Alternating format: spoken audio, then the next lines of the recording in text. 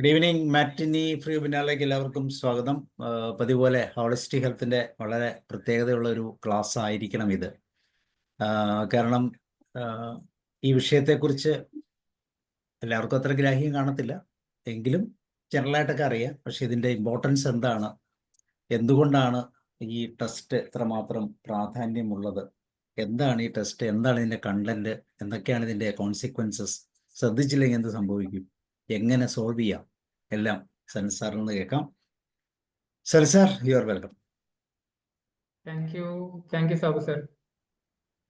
Good evening all. പ്രായം കൂടിയവരാണ് session attend ചെയ്യുന്നുള്ളത് കൊണ്ട് തന്നെ ഞാൻ വിചാരിക്കുന്ന ഒരുവിധം എല്ലാ ആൾക്കാർ ഈ ഒരു ടെസ്റ്റിനെ പറ്റി കേട്ടിട്ടുണ്ടാവും. ഒരുപക്ഷെ പല കാര്യങ്ങളും നിങ്ങൾക്ക് ഇതിനെപ്പറ്റി അറിയുന്നുണ്ടാവും.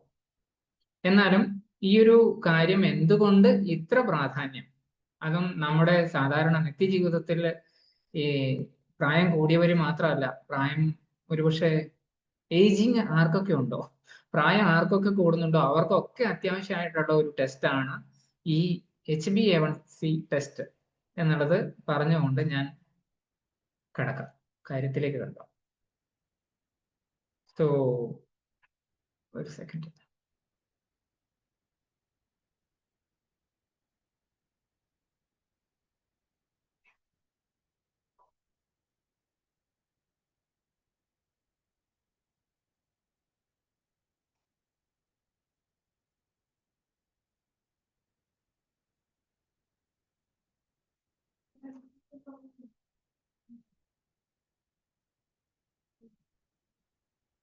ഓക്കെ,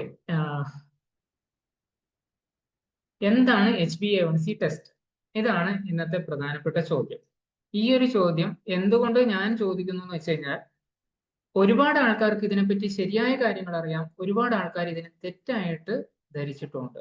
അപ്പൊ ആ തെറ്റിദ്ധാരണ കുറച്ച് മാറ്റിയിട്ട് നമുക്ക് എങ്ങനെ ഈ ഒരു HbA1c കറക്റ്റ് ആയിട്ട് നമ്മുടെ ആരോഗ്യത്തിന് വേണ്ടി യൂസ് ചെയ്യാം എന്നുള്ളതാണ് ഇന്ന് നോക്കുന്നത്. ഇതിൽ തന്നെ HbA1cയിലേക്ക് പോകുന്നതിന് മുമ്പ് ഞാൻ ആദ്യം ചോദിക്കുന്ന ഒരു ചോദ്യം, എന്താണ് ഗ്ലൈക്കേഷൻ എന്നറിയുമെന്നാണ്. ഗ്ലൈക്കേഷൻ എന്താണ്? ഒരുപക്ഷെ ഗ്ലൈക്കേഷനെ പറ്റി നിങ്ങൾ കേട്ടിട്ടില്ലെങ്കിലും ഈ ഒരു കാര്യം നിങ്ങൾ പലപ്പോഴും പല രീതിയിൽ കണ്ടതായിരിക്കാം. നമ്മൾ അടുക്കളയിൽ, നമ്മുടെ സ്വന്തം അടുക്കളയിൽ, അതല്ലെങ്കിൽ ചിലപ്പോൾ വല്ല ഹോട്ടലിന്റെ മുന്നിൽ കൂടി പോകുന്ന സമയത്ത് അവിടെ നടക്കുന്ന ചില പ്രോസസ്സുകളിൽ ഒന്നാണ് ഭക്ഷണം പാകം ചെയ്യുന്ന സമയത്ത് അതിനെ കൂടുതലായിട്ട് ചൂടാക്കുന്നു. ആ ചൂടാക്കുന്ന സമയത്ത് ചിലപ്പോൾ ആ ഭക്ഷണത്തിന്റെ തന്നെ സ്മെല്ല് അല്ലെങ്കിൽ അതിന്റെ ഒരു കരിഞ്ഞ ഗന്ധം ഒക്കെ നമ്മുടെ മൂക്കിലേക്ക് കയറുന്നുണ്ടാവും. നമുക്ക് കാണാനും പറ്റും ആ ഒരു രീതിയിൽ തന്നെ. ഇങ്ങനെ ചെയ്യുന്ന സമയത്ത് പ്രധാനമായിട്ട് നടക്കുന്ന ചില പ്രോസസ്സ് ഉണ്ട്.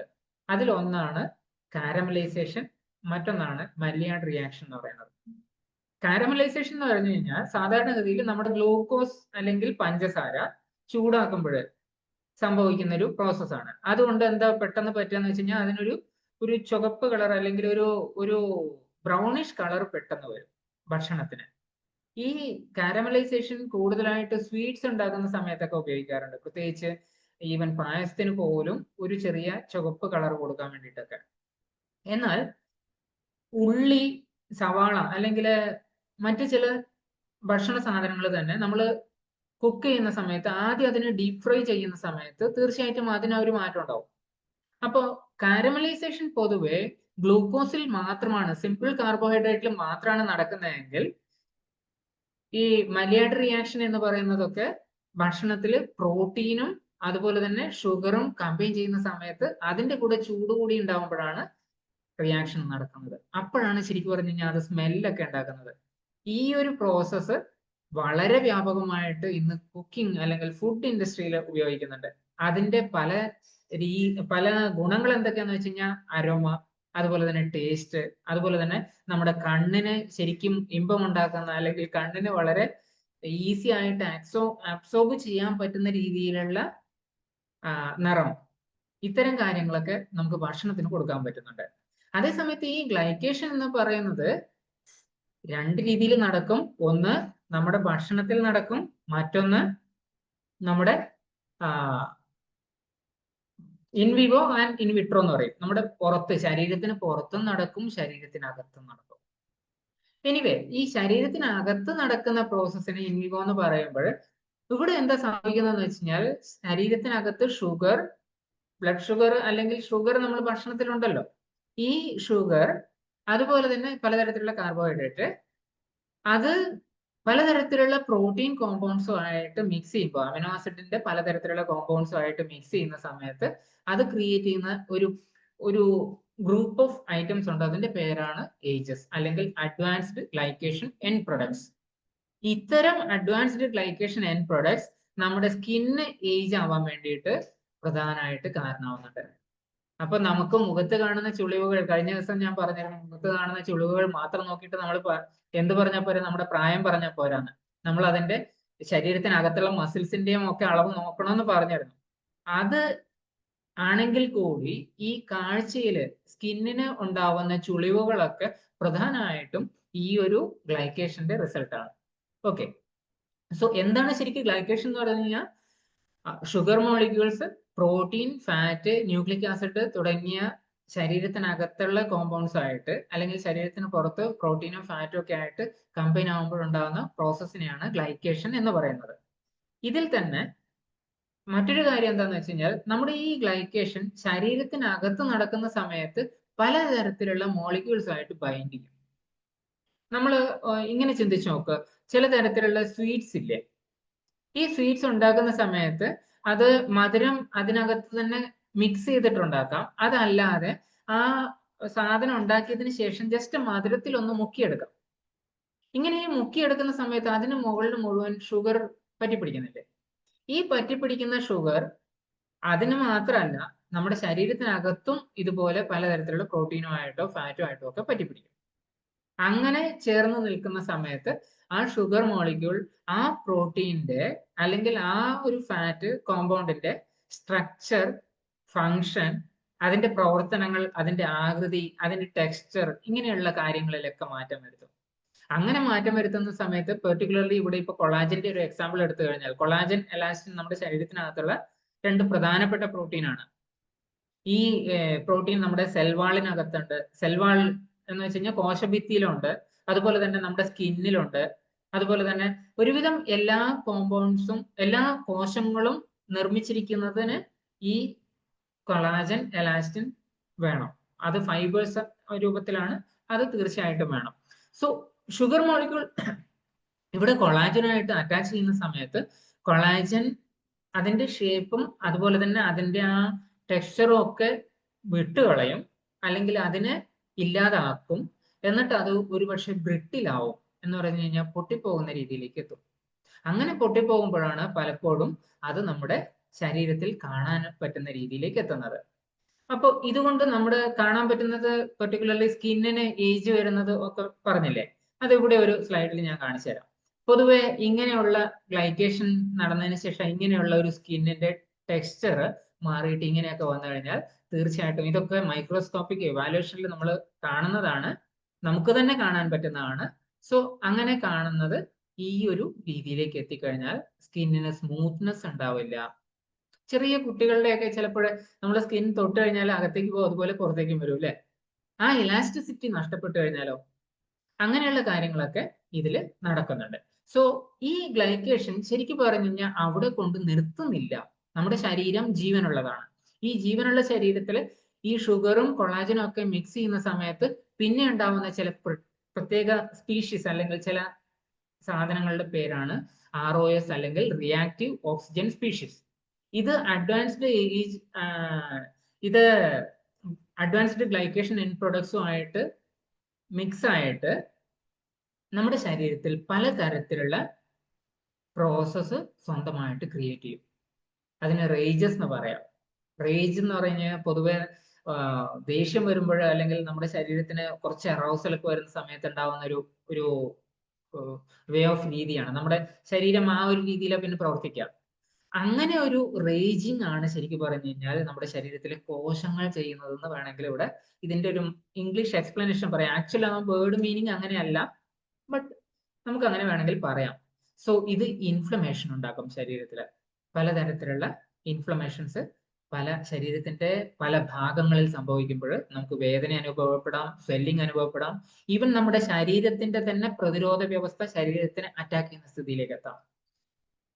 അത് എഗെയിൻ ഒരു രീതിയിൽ കൂടി ഇവിടെ പറഞ്ഞു കഴിഞ്ഞാൽ നമ്മുടെ നോർമൽ പ്രോട്ടീൻ സ്ട്രക്ചർ ഇങ്ങനെയാണെങ്കിൽ ഈ പ്രോട്ടീൻ സ്ട്രക്ചർ പ്രത്യേകിച്ച് സെല്ലിന് പലതരത്തിലുള്ള റിസപ്റ്റേഴ്സ് ഉണ്ട് അല്ലെ. ഹോർമോൺസ് എങ്ങനെയാണ് വർക്ക് ചെയ്യുന്നത്? ഹോർമോൺസ് നമ്മുടെ കോശത്തിനകത്തുള്ള റിസപ്റ്റർ മോളിക്യൂൾസ് ആയിട്ട് ബൈൻഡ് ചെയ്തിട്ടാണ് വർക്ക് ചെയ്യുന്നത്. അപ്പോൾ ഈ റിസപ്റ്റർ മോളിക്യൂളിനെയോ അല്ലെങ്കിൽ ഹോർമോണിന്റെ പ്രോട്ടീനെയോ അത് ഡിസ്റ്റർബ് ചെയ്ത് കഴിഞ്ഞാൽ ആ ഡാമേജിന് ശേഷം ഹോർമോണിന് ശരിയായിട്ട് വർക്ക് ചെയ്യാൻ പറ്റില്ല. ഇതാണ് ഏജസിന്റെ ഒരു പ്രധാന ദോഷവശം. സോ അതിനുശേഷം എന്താ സംഭവിക്കുന്നത്? ശരീരത്തിന്റെ പലതരത്തിലുള്ള അവയവങ്ങളെയും അത് ബാധിക്കും. പ്രത്യേകിച്ച് പാൻക്രിയാസ് അല്ലെങ്കിൽ brain, gastro intestinal tract, liver, kidney, അതുപോലെ തന്നെ ആഡിപ്പോസ് ടിഷ്യൂ. അതുപോലെ തന്നെ വൈറ്റ് ആഡിപ്പോസ് ടിഷ്യൂ ആണ് സാധാരണഗതിയിൽ വെയിറ്റ് വളരെ കൂടാനുള്ള പ്രധാനപ്പെട്ട കാരണമായിട്ട് വരുന്നത്. അതാണ് ലെപ്റ്റിൻ എന്ന് പറയുന്ന ഒരു ഹോർമോൺ ഉണ്ടാക്കേണ്ടത്, പക്ഷെ അതിന്റെ പ്രോസസ്സ് ഡിസ്റ്റർബ് ചെയ്യാണ് ചെയ്യുന്നത്. അതുപോലെ തന്നെ ഇമ്മ്യൂൺ സിസ്റ്റത്തിനെ എഫക്ട് ചെയ്യാം, vascular system, cardio vascular system, ഇങ്ങനെയുള്ള സിസ്റ്റത്തിനെയൊക്കെ എഫക്ട് ചെയ്യുമ്പോൾ ആ സിസ്റ്റവുമായിട്ട് ബന്ധപ്പെട്ടിട്ടുള്ള പലതരത്തിലുള്ള അസുഖങ്ങളാണ് ഉണ്ടാവുന്നത്. ഓക്കെ, സോ എന്താണ് ഇതിന് HbA1c ആയിട്ട് ബന്ധം? ഞാൻ HbA1cയിലല്ലേ തുടങ്ങിയത്. HbA1cയിൽ തുടങ്ങിയിട്ട് ഗ്ലൈക്കേഷനിലേക്ക് പോയി. എന്തിനാണ് ഇങ്ങനെ പോയതെന്ന് വെച്ച് കഴിഞ്ഞാൽ ബേസിക്കലി നമ്മുടെ ശരീരത്തിലെ എല്ലാ കോശങ്ങളെയും അഫക്ട് ചെയ്യുന്ന ഒരു പ്രോസസ്സാണ് ഗ്ലൈക്കേഷൻ. ഇതേ ഗ്ലൈക്കേഷന്റെ ഒരു പ്രധാനപ്പെട്ട അളവുകോൽ നമുക്ക് HbA1c ആയിട്ട് കണക്കാക്കാം. എങ്ങനെയാണ് ഇതെന്ന് വെച്ച് കഴിഞ്ഞാൽ നമ്മുടെ ശരീരത്തിൽ രക്തമുണ്ട്. ഈ രക്തമാണ് ഒഴുകി നടക്കുന്ന ഒരു പ്രധാനപ്പെട്ട സാധനം അല്ലെ നമ്മുടെ ശരീരത്തിനകത്ത്. ഈ രക്തം വെറും രക്തമല്ല, അതിന് ജീവനുണ്ട് അല്ലെ, രക്തകോശങ്ങളുണ്ട്.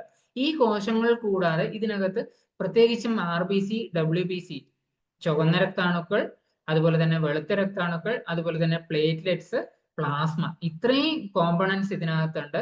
ഇതിൽ ഈ പ്ലാസ്മ ഒഴികെ ബാക്കിയൊക്കെ ശരിക്കും പറഞ്ഞു കഴിഞ്ഞാൽ പൂർണ്ണമായിട്ടും ജീവനുള്ളതാണ്. അതുപോലെ പ്ലാസ്മയിലും കുറച്ചൊക്കെ ജീവനുള്ള കോശങ്ങൾ ഉണ്ടാവും. ഈ പ്ലാസ്മയിൽ അപ്രോക്സിമേറ്റ്ലി 90% വെള്ളം തന്നെയാണ്. അതുപോലെ തന്നെ മറ്റ് അമിനോ ആസിഡ്സ് ഉണ്ട്. അതുപോലെ തന്നെ മറ്റ് കോമ്പൗണ്ട്സും അതിനകത്ത് വരുന്നുണ്ട്. പ്രത്യേകിച്ച് ആൽബുമിനും അതുപോലെ തന്നെ ഗ്ലോബുലിനും മറ്റ് തരത്തിലുള്ള പ്രോട്ടീൻ കോമ്പൗണ്ട്സ്. എന്തിനാ ഇതൊക്കെ എന്ന് വെച്ച് കഴിഞ്ഞാൽ നമ്മുടെ ശരീരത്തിൽ പ്രധാനമായിട്ട് ട്രാൻസ്പോർട്ടേഷനെ ഹെൽപ്പ് ചെയ്യുന്ന ഒരു സാധനമാണ് അല്ലെ. ബ്ലഡ് ആണ് നമ്മുടെ ശരീരത്തിൽ ഈവൻ ഷുഗർ ആയിക്കോട്ടെ അല്ലെങ്കിൽ നമ്മൾ കഴിക്കുന്ന മരുന്നുകളായിക്കോട്ടെ ഏതെങ്കിലും ഒരു സാധനത്തിനെ ഒരു സ്ഥലത്ത് നിന്ന് മറ്റൊരു സ്ഥലത്തേക്ക് കൊണ്ടുപോകാൻ വളരെ ഹെൽപ്പ് ചെയ്യുന്ന ഈ ബ്ലഡ് ആണ്. അപ്പൊ ഈ ബ്ലഡില് പ്രധാനമായിട്ട് RBC ചെയ്യുന്ന എന്താന്ന് വെച്ച് കഴിഞ്ഞാൽ ശരീരത്തിൽ നമ്മുടെ ശ്വാസകോശത്തിൽ നിന്ന് RBC എന്ന് വെച്ചാൽ ചുവന്ന രക്താണുക്കൾ ശ്വാസകോശത്തിൽ നിന്ന് ഓക്സിജൻ സ്വീകരിക്കുന്നു, എന്നിട്ട് അത് കോശങ്ങളിലേക്ക് എത്തിക്കുന്നു. കോശങ്ങളിൽ നിന്ന് കാർബൺ ഡൈ ഓക്സൈഡ് സ്വീകരിക്കുന്നു, അത് തിരിച്ച് ശ്വാസകോശത്തിലേക്ക് എത്തിച്ചിട്ട് പുറത്തേക്ക് കളയാൻ സഹായിക്കുന്നു. ഇങ്ങനെയുള്ള RBCയുടെ ആവറേജ് ലൈഫ് എന്ന് പറയുന്നത് ഓൾമോസ്റ്റ് 120 ഇയർ. ഈ RBC തന്നെ ശരിക്കും നോക്കിക്കഴിഞ്ഞാൽ നമുക്ക് ഇവിടെ കാണാൻ പറ്റും. RBCയിൽ ഹീമോഗ്ലോബിൻ എന്ന് പറയുന്ന ഒരു പാർട്ട് ഉണ്ട്. ഹീം ഗ്ലോബിൻ ഇങ്ങനെയുള്ള ഒരു രണ്ട് ഘടകങ്ങൾ കൂടിയതാണ്. ഹീം എന്ന് പറയുന്ന അയൺ പാർട്ടാണ്, ഗ്ലോബിൻ എന്ന് പറയുന്നത് അതിലത്തെ പ്രോട്ടീൻ പാർട്ടാണ്. ഈ രണ്ട് പാർട്ടും കമ്പൈൻ ചെയ്തിട്ട് ആക്ച്വലി ഗ്ലോബുലാർ പ്രോട്ടീൻ എന്നാണ് അതിന്റെ പേര് തന്നെ. അപ്പൊ ഈ ഗ്ലോബിനും ഹീമും കൂടിയിട്ട് അത് ആൽഫ ചെയിനും ബീറ്റ ചെയിനും ഒക്കെ ഉണ്ടാക്കും. അങ്ങനെയാണ് മീൻസ് കാർബൺ ഡൈ ഓക്സൈഡ് കൂടിയത് അതുപോലെ തന്നെ ഓക്സിജൻ കൂടിയത്. ഇതിൽ ഏതാണ് അതിനനുസരിച്ചിട്ടാണ് ഈ ആൽഫ ചെയിനും ബീറ്റ ചെയിനൊക്കെ വരുന്നത്. അപ്പൊ ഇതിന്റെ ഈ പ്രോസസ്സ് കറക്റ്റ് ആയിട്ട് നടക്കുന്നുണ്ടെങ്കിൽ, അതിന്റെ ക്യാരിയിങ് കപ്പാസിറ്റി കറക്റ്റ് ആയിട്ട് നടക്കുന്നുണ്ടെങ്കിൽ നമുക്ക് എനർജി ഉണ്ടാവും അല്ലെ. ഇതില് കുറച്ചെങ്കിലും ഹീമോഗ്ലോബിന്റെ അളവ് കുറയുമ്പോഴും എന്ത് സംഭവിക്കും? നമുക്ക് അനീമിയ ഉണ്ടെന്ന് പറയും, വളർച്ച. അപ്പോഴാണ് ക്ഷീണം കൂടുതലായിട്ടൊക്കെ തോന്നുന്നത്. സോ ഈ ഹീമോഗ്ലോബിനിലത്തെ ഹീം പാർട്ട് കൂടാതെ പ്ലാസ്മയിൽ വരുന്ന പ്രധാനപ്പെട്ട ചില പ്രോട്ടീൻസ് ആണ് ആൽബുമിൻ, ഗ്ലോബുലിൻ, അതുപോലെ തന്നെ ഫൈബ്രിനോജൻ. ഫൈബ്രിനോജൻ പ്രധാനമായിട്ട് ബ്ലഡ് ക്ലോട്ട് ചെയ്യാൻ അല്ലെങ്കിൽ രക്തം കട്ട പിടിക്കാൻ വേണ്ടിയിട്ട് സഹായിക്കുന്നതാണ്. ഗ്ലോബുലിൻ എന്ന് പറയുന്നത് നമ്മുടെ ഇമ്മ്യൂൺ സിസ്റ്റമായിട്ട് ബന്ധപ്പെട്ടിട്ട് വളരെ എഫക്റ്റീവ് ആയിട്ട് വർക്ക് ചെയ്യുന്നു. അതുപോലെ ആൽബുമിനാണ് ഏറ്റവും കൂടുതലായിട്ട് അടങ്ങിയിട്ടുള്ള പ്രോട്ടീൻ. ഏകദേശം 55% പ്രോട്ടീൻ വരും. അപ്പൊ ഈ ആൽബുമിന്റെ ഫംഗ്ഷൻ എന്താന്ന് വെച്ച് കഴിഞ്ഞാൽ നമ്മുടെ ഓങ്കോട്ടിക് പ്രഷർ അല്ലെങ്കിൽ ഇതിനകത്തുള്ള കോശങ്ങൾ അതുപോലെ തന്നെ ബ്ലഡിനും ഇടയിലുള്ള ആ ഒരു പ്രഷർ മെയിൻറ്റെയിൻ ചെയ്ത് കൊണ്ടുപോകാൻ ഹെൽപ്പ് ചെയ്യും. അതുപോലെ തന്നെ സബ്സ്റ്റൻസസ് ട്രാൻസ്പോർട്ട് ചെയ്യാൻ വേണ്ടിയിട്ടും. നമ്മൾ കഴിക്കുന്നതിലെ ഷുഗർ ആണ് ഇങ്ങനെ ഒഴുകി നടക്കുന്നത്. ഷുഗർ കൂടാതെ മറ്റ് പല സാധനങ്ങളും ഇല്ലേ, അപ്പൊ ഇതിന്റെയൊക്കെ ട്രാൻസ്പോർട്ടേഷന് വേണ്ടിയിട്ട് ഹെൽപ്പ് ചെയ്യും. ഈവൻ മരുന്നുകളെ ട്രാൻസ്പോർട്ട് ചെയ്യാൻ വളരെ ഹെൽപ്പ് ചെയ്യുന്ന ഒരു സാധനം എന്താണ്? ഈ ആൽബുമിൻ ആണ്. അതുപോലെ അതിന് സ്വന്തമായിട്ട് ആന്റി ഓക്സിഡന്റ് പ്രോപ്പർട്ടി ഉണ്ട്. pH ബഫർ ചെയ്യാൻ വേണ്ടിയിട്ട്, ബ്ലഡിന്റെ ഒരു pH ഉണ്ട് 7.4, ഈ ഒരു pH മെയിൻറ്റെയിൻ ചെയ്യാൻ വേണ്ടിയിട്ട് ഹെൽപ്പ് ചെയ്യും. അതുപോലെ തന്നെ കാപ്പിലറി പെർമിയബിലിറ്റിക്ക് വേണ്ടിയിട്ട് ഹെൽപ്പ് ചെയ്യും. അല്ലെ, രക്തക്കുഴല്, ചില കുഴലുകളൊക്കെ നമുക്ക് നേരിട്ട് കാണാൻ പറ്റും. ചിലത് ലോമികകൾ എന്ന് പറയും, വളരെ നേർത്തതാണ്. ഇത്രയും നേർത്ത ലോമികകളിൽ കൂടി നമ്മുടെ ശരീരത്തിൽ മുകളിലേക്കും താഴേക്കും ഒക്കെ ബ്ലഡിന് ഒരേപോലെ സഞ്ചരിക്കാൻ പറ്റുന്നില്ല. ഇതിന് കാപ്പിലറി പെർമിയബിലിറ്റി ഒക്കെ യൂസ് ചെയ്യുന്നുണ്ട്. അതുപോലെ തന്നെ ഈവൻ ഈ നേരത്തെ ഞാൻ പറഞ്ഞ RBC, അതിന്റെ സെൽ വാള്, കോശഭിത്തി തിക്കായിട്ടുണ്ടെങ്കിൽ, ബ്രിട്ടിൽ ആവുന്നുണ്ടെങ്കിൽ അതിന് ചെറിയ സുഷിരങ്ങളിൽ കൂടി അല്ലെങ്കിൽ ചെറിയ ലോമികളിൽ കൂടി കോശങ്ങളിലേക്കോ അല്ലെങ്കിൽ ശരീരത്തിൽ എല്ലാ സ്ഥലത്തേക്കും ബ്ലഡ് എത്തിക്കാൻ വേണ്ടി പറ്റില്ല. അപ്പോൾ ഓട്ടോമാറ്റിക്കലി അവിടെ നമ്മുടെ എനർജി അതുപോലെ തന്നെ ന്യൂട്രിയൻസ് ഒക്കെ എത്തുന്നത് വളരെ സ്ലോ ആവുകയാണ് ചെയ്യുക. ഇതുകൊണ്ട് ശരീരത്തിന് ബുദ്ധിമുട്ടുണ്ടാവും. ഓക്കെ, സോ ആൽബുമിൻ ഉണ്ടാക്കുന്നത് ആരാണ്? ലിവറാണ് ഉണ്ടാക്കുന്നത്. മാക്സിമം ഈ പ്രോട്ടീനുകളിലൊക്കെ മാക്സിമം ഉണ്ടാക്കുന്നത് ലിവർ തന്നെയാണ്. സോ ഇവിടെ ഈ ഗ്ലോബലിൻ, ഫൈബ്രിനോജൻ, അതുപോലെ തന്നെ മറ്റ് ചില റെഗുലേറ്ററി പ്രോട്ടീൻസ് ഉണ്ട്. അത് ജീൻ എക്സ്പ്രഷൻസിനെ റെഗുലേറ്റ് ചെയ്യാൻ വേണ്ടി ഹെൽപ്പ് ചെയ്യും. അതുപോലെ തന്നെ ചില ക്ലോട്ടിംഗ് ഫാക്ടേഴ്സും ഉണ്ട്. ഇത് ഫൈബ്രിൻ ഉണ്ടാക്കാൻ വേണ്ടിയിട്ട്. നേരത്തെ ഫൈബ്രിനോജൻ പറഞ്ഞില്ലേ, ഫൈബ്രിനോജന് ഫൈബ്രിൻ എന്ന് പറയുന്നതാണ് ശരിക്കും പറഞ്ഞു കഴിഞ്ഞാൽ ക്ലോട്ടിംഗ് ഉണ്ടാക്കുന്നത്. ആ ഒരു കോagulation വേണ്ടിയിട്ടൊക്കെ ഹെൽപ്പ് ചെയ്യുന്നതാണ് ഈ പ്ലാസ്മ പ്രോട്ടീൻ. സോ രക്തത്തിൽ ഇത്തരം കോമ്പൗണ്ടുകൾ ഉണ്ടാവുമ്പോൾ ഒന്ന് ചിന്തിച്ചു, രക്തത്തിൽ കൂടി ഒഴുകി നടക്കുന്ന ഗ്ലൂക്കോസ് ഈ പ്രോട്ടീനുകളുമായിട്ടും ഒക്കെ കമ്പൈൻ ആയിട്ട് അല്ലെങ്കിൽ അതുമായിട്ട് യോജിച്ച് നിന്ന് കഴിഞ്ഞാൽ അത് ചിലപ്പോൾ അതിന്റെ ഫങ്ഷൻ, അതിന്റെ ടെക്സ്ചർ ഒക്കെ വ്യത്യാസം വരത്തില്ലേ? അങ്ങനെ വ്യത്യാസം വരുത്തുമ്പോൾ അത് ഹീമോഗ്ലോബിനുമായിട്ട് ബന്ധപ്പെട്ടിട്ടാവുമ്പോൾ അതിനെ ഗ്ലൈക്കേറ്റഡ് ഹീമോഗ്ലോബിൻ എന്ന് പറയും. അത് ആൽബുമിനുമായിട്ട് ബന്ധപ്പെട്ടിട്ടാണെങ്കിൽ ഗ്ലൈക്കേറ്റഡ് ആൽബുമിൻ എന്ന് പറയും. സോ എവിടെയാണോ ആ പ്രോസസ്സ് നടക്കുന്നത് അവിടെയൊക്കെ ഈ ഒരു ബുദ്ധിമുട്ട് നമുക്ക് അനുഭവപ്പെടാം. പക്ഷേ ഇവിടെ ഈ ലിവിങ് സെൽ എന്നുള്ള രീതിയിൽ നമുക്ക് നോക്കിക്കഴിഞ്ഞാൽ ഇവിടെ ഈ ഹീമോഗ്ലോബിൻ അല്ലെങ്കിൽ RBCയിൽ അടങ്ങിയിട്ടുള്ള ഹീമോഗ്ലോബിൻ ആണ് ശരിക്കും പറഞ്ഞു കഴിഞ്ഞാൽ നമുക്ക് കോശങ്ങളുമായിട്ട് നേരിട്ട് ബന്ധപ്പെട്ടിട്ട് മനസ്സിലാക്കാൻ എളുപ്പം.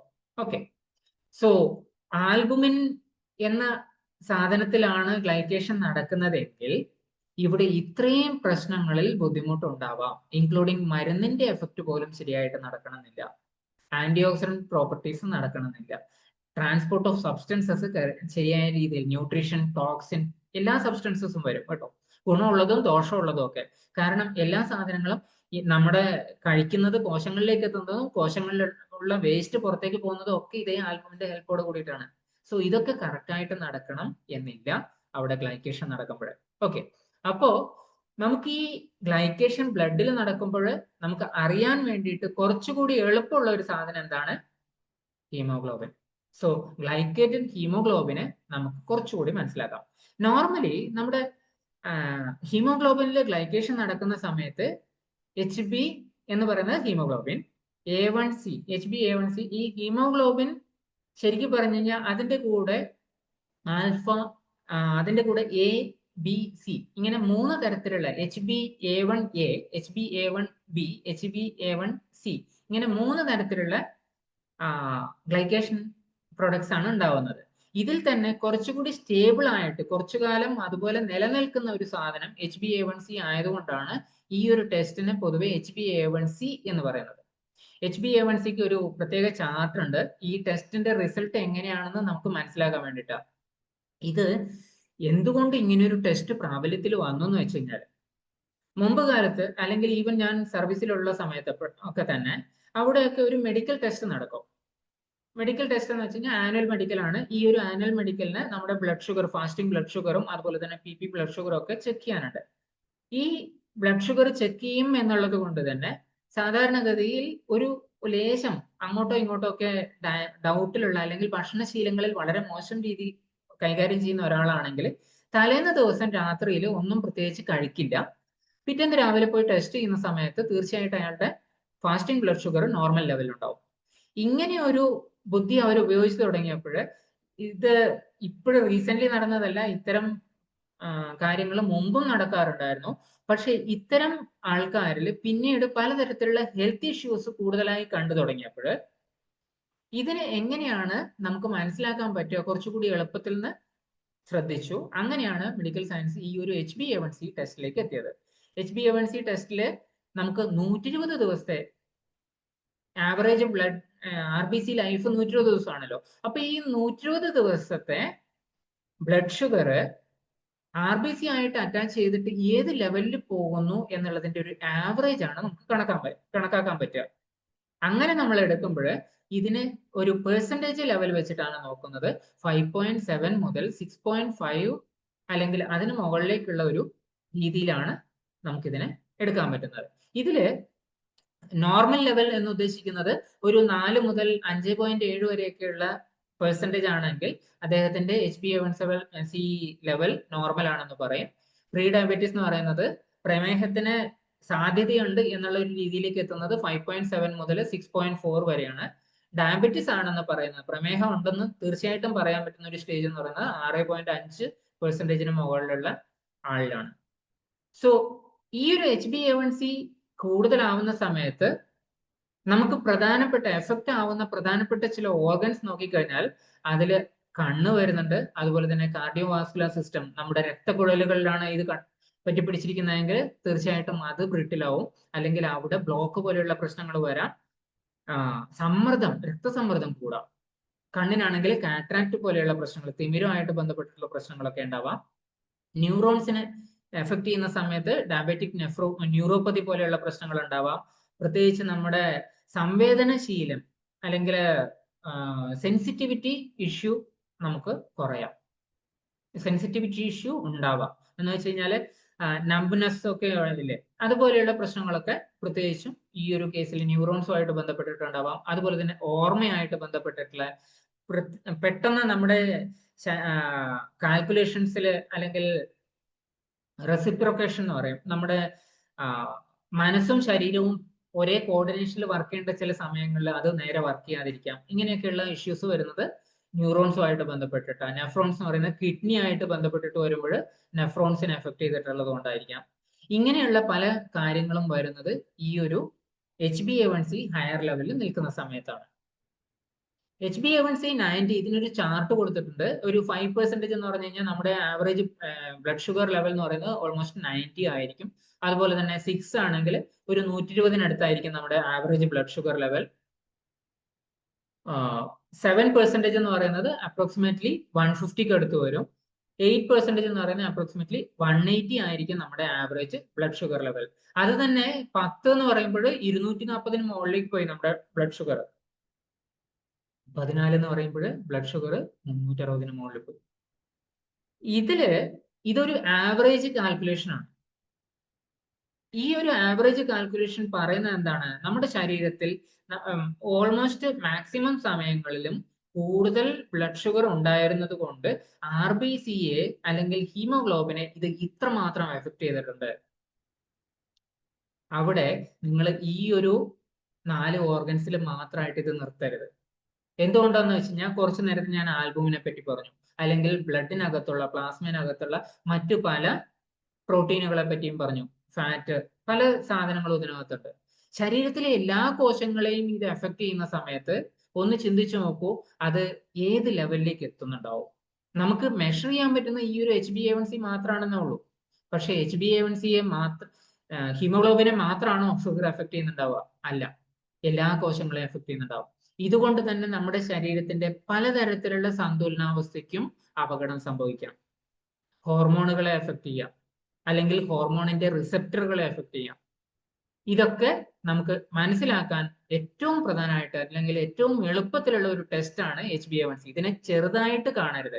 ജസ്റ്റ് ഒരു പ്രമേഹം ഐഡന്റിഫൈ ചെയ്യാൻ വേണ്ടിയിട്ട് മാത്രമല്ല ഈ ഒരു ടെസ്റ്റ് ഉപയോഗിക്കുന്നത്. പ്രമേഹത്തിന് പൊതുവെ നമ്മൾ ഫാസ്റ്റിംഗ് ബ്ലഡ് ഷുഗർ ഉപയോഗിക്കുന്നുണ്ട് അല്ലെ.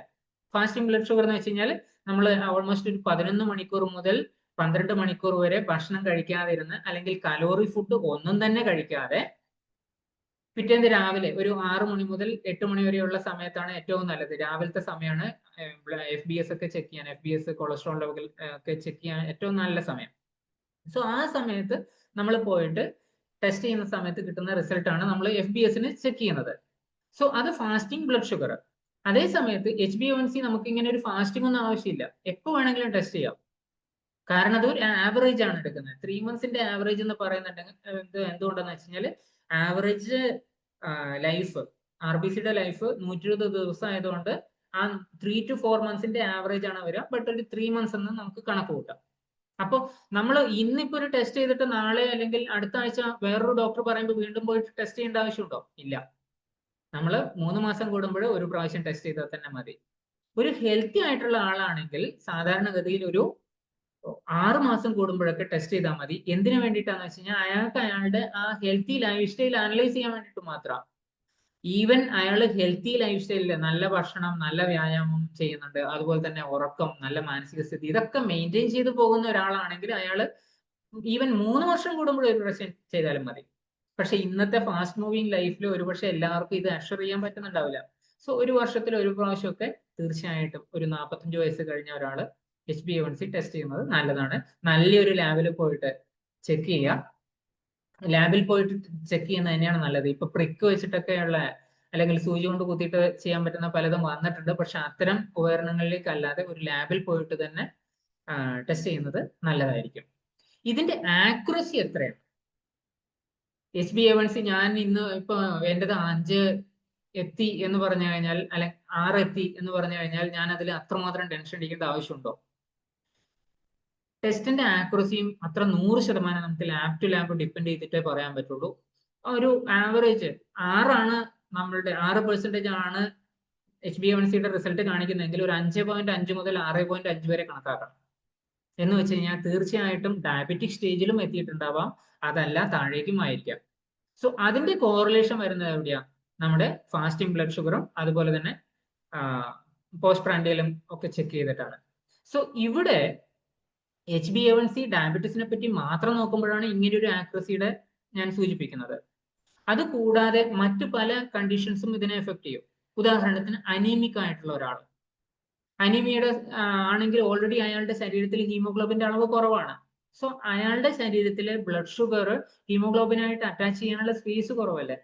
സോ അതുകൊണ്ട് അതിനെ എഫക്ട് ചെയ്യാം. അതുപോലെ തന്നെ വെരി ഹൈ ഹ്യൂമിഡിറ്റിയോ അതുപോലെ തന്നെ വെരി ലോ ടെമ്പറേച്ചറോ ഒക്കെയുള്ള സിറ്റുവേഷൻസിലും നമ്മുടെ ശരീരത്തിന്റെ ടെമ്പറേച്ചർ വേരിയേഷൻസ് വരാം. കാരണം ഈ ഒരു ഗ്ലൈക്കേഷൻ പ്രോസസ്സ് മൊത്തത്തിൽ നടക്കുന്നതേ നമ്മുടെ ടെമ്പറേച്ചറുമായിട്ട് ബന്ധപ്പെട്ടിട്ടും കൂടിയാണ്. സോ അതുകൊണ്ട് വ്യത്യാസം ഉണ്ടാവാം, വേരിയേഷൻസ് ഉണ്ടാവാം. അതുപോലെ തന്നെ മറ്റ് ചില കണ്ടീഷൻസ്, പ്രഗ്നൻസി പോലെയുള്ള കണ്ടീഷൻ, അതുപോലെ ക്യാൻസർ പോലെയുള്ള കണ്ടീഷൻസ്, ഇതിലൊക്കെ നമുക്ക് ഈ HbA1c ടെസ്റ്റിന്റെ റിസൾട്ട് 100% ആക്യുറേറ്റ് ആണെന്ന് പറയാൻ പറ്റില്ല. ഓക്കെ, സോ നമ്മൾ ഈ ഒരു ടെസ്റ്റിനെ ജസ്റ്റ് ഒരു ഡയബറ്റിക് റിലേറ്റഡ് ആയിട്ടുള്ള ടെസ്റ്റ് എന്ന് കാണുന്നതിന് പകരം നമുക്ക് ഏറ്റവും ബെസ്റ്റ് ആയിട്ട് ഈ ഒരു HbA1c, സപ്പോസ് ഇന്ന് നമ്മുടെ HbA1c 6 ആണെങ്കിൽ അതിനെ അടുത്ത ഒരു 6 മാസം കൊണ്ട് 5.5 അല്ലെങ്കിൽ 5.4 ഒക്കെ കൊണ്ടുവരാൻ വേണ്ടിയിട്ട് ശ്രമിക്കുന്നത് വളരെ നല്ലതാണ്. HbA1c ടെസ്റ്റ് റിസൾട്ട് 4 അല്ലെങ്കിൽ 4 താഴേക്ക് പോയി കഴിഞ്ഞാൽ അയാൾ പൊതുവെ വളരെ ക്ഷീണിതനായിരിക്കും. കാരണം അയാളുടെ ശരീരത്തിൽ ഷുഗർ വളരെ കുറവായിട്ടാണ് കാണപ്പെടുന്നത്. അയാൾ മെലിഞ്ഞ ശരീരമൊക്കെ ആവാൻ സാധ്യത കൂടുതലുണ്ട്. മസിൽസിന്റെ അളവ് കുറയാൻ സാധ്യതയുണ്ട്. കാരണം മസിൽസ് ആണ് ഷുഗർ യൂസ് ചെയ്യുന്ന ഒരു പ്രധാന ഓർഗൻ. അപ്പോൾ ഇങ്ങനെയുള്ള പല കോറിലേഷൻസും നമ്മൾ ഇതിന്റെ കൂടെ ചേർത്തിട്ട് നമ്മൾ ആരോഗ്യകരമായ ഒരു ജീവിത രീതി പാലിച്ചു കഴിഞ്ഞാൽ, നല്ല വ്യായാമം, അതുപോലെ തന്നെ നല്ല ഭക്ഷണം, നല്ല പോഷക സമൃദ്ധമായ ഭക്ഷണം, ശരിക്കും പറഞ്ഞു കഴിഞ്ഞാൽ നല്ല പോഷക സമൃദ്ധമായ ഭക്ഷണം, അതുപോലെ തന്നെ അറ്റ്ലീസ്റ്റ് ഒരു 30 to 45 മിനിറ്റ്സ് വ്യായാമം ചെയ്യുന്നത് HbA1c തമ്മിൽ എന്താ ബന്ധം? തീർച്ചയായിട്ടും നമ്മുടെ ശരീരത്തിലെ ഷുഗർ യൂട്ടിലൈസ് ചെയ്യാൻ വേണ്ടിയിട്ട്, വെറുതെ കറങ്ങി നടക്കാനല്ല രക്തത്തിൽ കൂടെ, അത് ശരീരത്തിൽ ഉപയോഗിക്കാൻ വേണ്ടിയിട്ട് ഹെൽപ്പ് ചെയ്യുന്ന ഒരു പ്രോസസ്സാണ് വ്യായാമം. സോ അങ്ങനെ അത് ഹെൽപ്പ് ചെയ്യും. അതുപോലെ തന്നെ ഉറക്കം, തീർച്ചയായിട്ടും നമ്മൾ ശരീരത്തിൽ ഷുഗർ ഉപയോഗിച്ചിട്ട് നമ്മൾ എന്തെങ്കിലും പണിയെടുക്കുന്നുണ്ടെങ്കിൽ തീർച്ചയായിട്ടും നമുക്ക് റെസ്റ്റും ആവശ്യമുണ്ട്. അതിനും നമ്മൾ ശ്രദ്ധിക്കേണ്ടതുണ്ട്. അതുപോലെ തന്നെ നല്ല മാനസിക സ്ഥിതി, കാരണം സ്ട്രെസ് നമ്മുടെ മസിലുമായിട്ടൊക്കെ ബന്ധപ്പെട്ടിട്ട് കിടക്കുന്നുണ്ട്. സോ ഇങ്ങനെ ഒരു 4 പില്ലേഴ്സിൽ ഊന്നിക്കൊണ്ട് തന്നെ HbA1c നമ്മൾ നോർമലൈസ് ചെയ്യാൻ ശ്രമിച്ചു കഴിഞ്ഞാൽ നമ്മുടെ ശരീരത്തിനെ സംബന്ധിച്ച് നമ്മൾ ചെയ്യുന്ന ഏറ്റവും നല്ലൊരു കാര്യമായിരിക്കും. HbA1c ഈവൻ ഇതുവരെ നിങ്ങൾ ചെക്ക് ചെയ്തിട്ടില്ലെങ്കിൽ പോലും ഒന്ന് ചെക്ക് ചെയ്തിട്ട് അതിനെ നോർമൽ ലെവലിലേക്ക് കൊണ്ടുവരാൻ വേണ്ടിയിട്ടുള്ള കാര്യങ്ങളിൽ ശ്രദ്ധിക്കുകയാണെങ്കിൽ നമ്മുടെ ശരീരത്തിന് വളരെ ഗുണം ചെയ്യും. ഓക്കെ, സോ ഇന്ന് ഇത്രയും കൊണ്ട് നിർത്തുകയാണ്. Thank you. നിങ്ങൾക്ക് വേണമെങ്കിൽ തീർച്ചയായിട്ടും ഇന്നത്തെ ഈ ഒരു ചാറ്റിൽ ഇടാം എത്രയാണ് എൻ്റെ HbA1c എന്നുള്ളത് ഇടാം. എന്നിട്ട് അതിനെ കോറിലേറ്റ് ചെയ്യാൻ വേണ്ടിയിട്ടുള്ള മറ്റ് ഘടകങ്ങൾ തീർച്ചയായിട്ടും ചെക്ക് ചെയ്യാം കേട്ടോ. Thank you. Okay, thank you sir. വളരെ ക്രിയാത്മകമായ ഒരു ക്ലാസ്സാണ്. ഞാൻ എൻ്റെ HbA1c ഞാൻ പ്രസൻറ്റ് ചെയ്യാം. സാർ അതിനെ ഒന്ന് വിലയിരുത്തി തരും. ആണോ സാർ? അൺമ്യൂട്ട് ചെയ്യും. ഇല്ല വന്നില്ല. വന്നില്ല?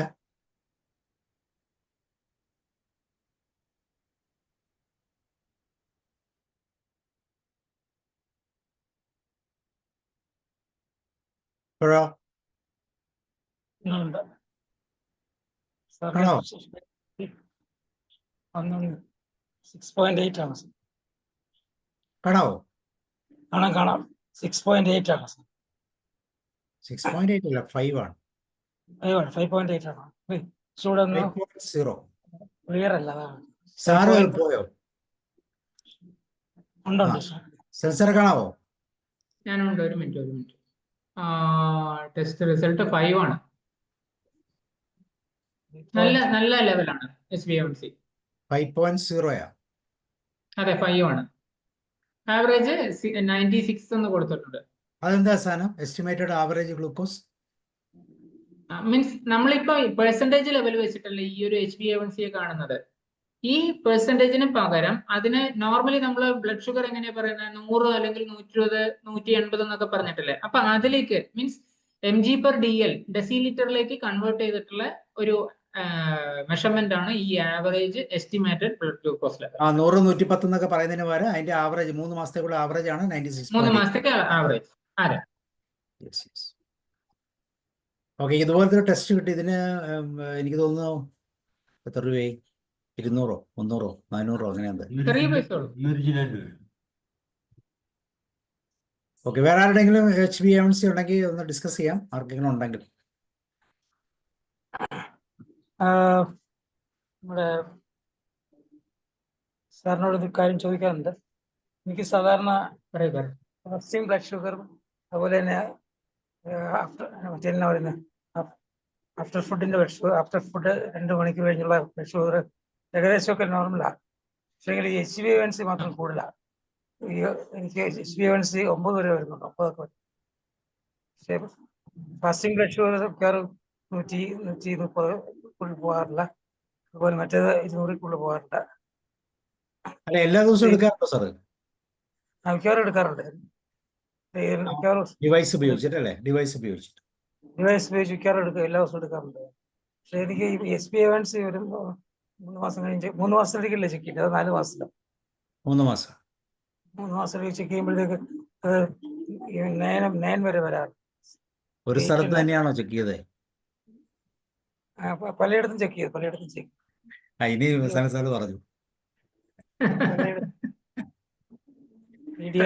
രാജു സർ, അതെ, ഇത് വളരെ ശ്രദ്ധിക്കാനുള്ള ഒരു ലെവലാണ് ശരിക്കും പറഞ്ഞു കഴിഞ്ഞാൽ 9. കാരണം ഞാൻ അഗൈൻ ഒന്നുകൂടി പറയാം, HbA1c എന്ന് പറയുന്നത് ജസ്റ്റ് ഹീമോഗ്ലോബിനെ മാത്രം എഫക്ട് ചെയ്യുന്ന ഒരു കാര്യമല്ല, നമ്മുടെ ബ്ലഡിനകത്തുള്ള പല പ്രോട്ടീനെയും പല ഫംഗ്ഷനെയും എഫക്ട് ചെയ്യുന്ന ഒരു കാര്യമാണ്. ലെവലിൽ കൂടുതലായതുകൊണ്ട്. അപ്പൊ അതിന്റെ അർത്ഥം എന്ന് വെച്ച് കഴിഞ്ഞാൽ നമ്മുടെ ബ്ലഡ് ഷുഗർ ഓൾമോസ്റ്റ് ജീവിതത്തിന്റെ മാക്സിമം സമയങ്ങളിലും കൂടിയ നിലയിലാണ് ഉള്ളത്. സാറ് സാധാരണഗതിയിൽ എല്ലാ ദിവസവും ഓൾമോസ്റ്റ് എല്ലാ ദിവസവും ചെക്ക് ചെയ്യുന്നുണ്ടെന്ന് പറഞ്ഞില്ലേ? എപ്പോഴാണ് രാത്രി ഭക്ഷണം കഴിക്കുന്നത്? രാത്രി ഭക്ഷണം 8 മണിക്ക്. 8 മണിക്ക്. എന്നിട്ട് രാവിലെ എത്ര മണിക്ക് ഇത് ടെസ്റ്റ് ചെയ്യുന്നത്? ടെസ്റ്റ് ചെയ്യുന്നത് കണക്ക് ഒരു സാധാരണ ടെസ്റ്റ് ചെയ്യുന്നത് രാവിലെ 8 മണിക്കാണ്. 8 മണിക്ക് 12 മണിക്കൂർ ഗ്യാപ്പ് വിട്ടിട്ടാണ് ടെസ്റ്റ് ചെയ്യുന്നത്. സാർ ഈ ഫാസ്റ്റിംഗ് ബ്ലഡ് ഷുഗർ ഹൈ ലെവലിലായിട്ട് എത്ര കാലമായി? ഇപ്പൊ 10-15 വർഷമായി.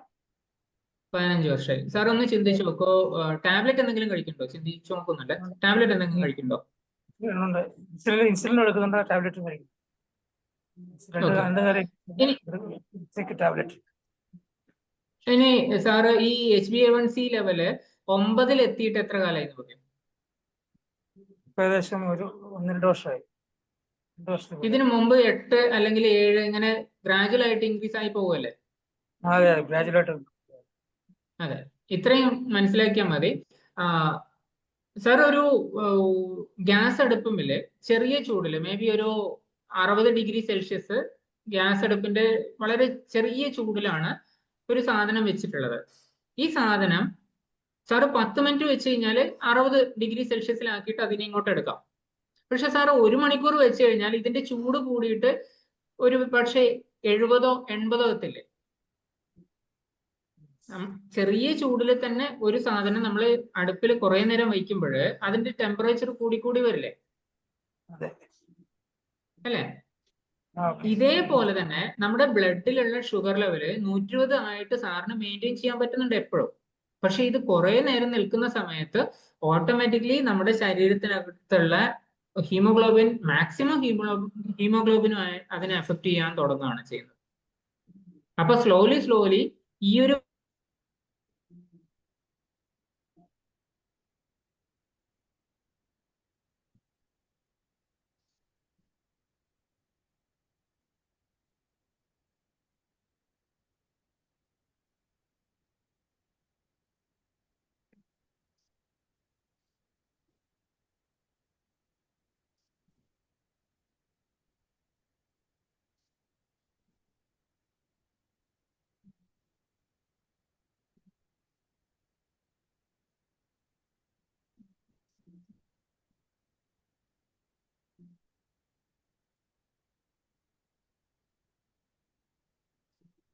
രാജു സാർ ഇപ്പൊ എന്ത് പ്രിക്കോഷൻ ഇപ്പൊ എന്താണ് എടുക്കുന്നത്? ഇൻസുലിനും മരുന്നും കഴിക്കുന്നുണ്ടല്ലേ?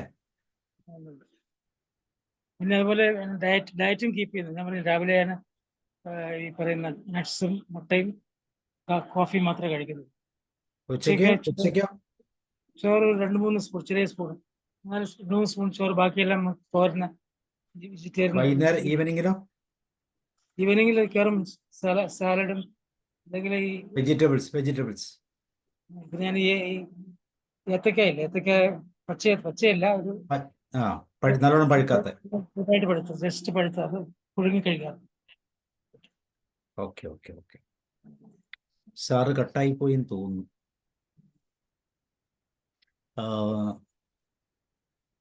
യെസ്. അപ്പൊ ഡോക്ടർ എന്താ പ്രത്യേകിച്ച് പറഞ്ഞിരിക്കുന്നത്? ഡയറ്റ് കൺട്രോൾ ചെയ്യാനാണോ? അതെ, പക്ഷേ റെഗുലറായിട്ട് ഒരേ ഡോക്ടറല്ല കാണുന്നത്, അതുകൊണ്ടായി പ്രശ്നം. ഒരേ ഡോക്ടർ അല്ല കാണുന്നത്? പലപ്പോഴും പലവരെ. ഓക്കെ. പിന്നെ എനിക്ക് ഒരാൾ പറഞ്ഞു ജനറ്റിക് ആയിട്ട് ഷുഗർ വന്നുണ്ട്, അങ്ങനെയുള്ള പേരൻസിനൊക്കെ ഉണ്ടോ?